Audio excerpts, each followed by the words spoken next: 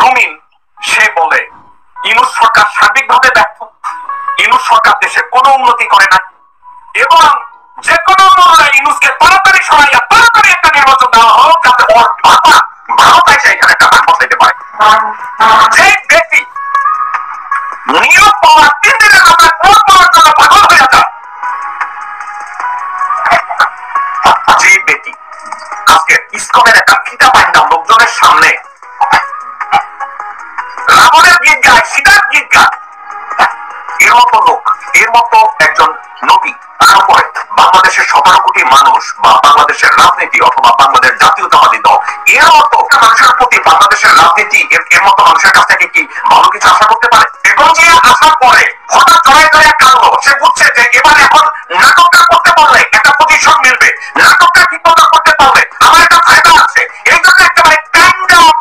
পেশাব কইরা বমি কইরা চিন্তা করছে। সে যদি তাকে বলি সে একটা ব্যক্তি হিসাবে সে জাস্ট একটা উচ্ছিষ্ট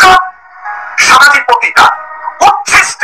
একেবারে একেবারে একেবারে নগণ্য শ্রেণী, লো লাইফ টাইপ একটা ব্যক্তি যে স্বার্থের জন্য খালেদা জিয়াকে জড়াইয়া ধরবে, আবার স্বার্থের জন্য খালেদা জিয়া পিছিয়ে একটা ছুরি বসায় দিবে। এই মুহূর্তে এই বর্তমান 2 পয়সার উকিল রুমিন ফারানা সে যত কথাবার্তা বলে, তারে যদি কেউ স্ক্রিপ্ট লিখে দেয়,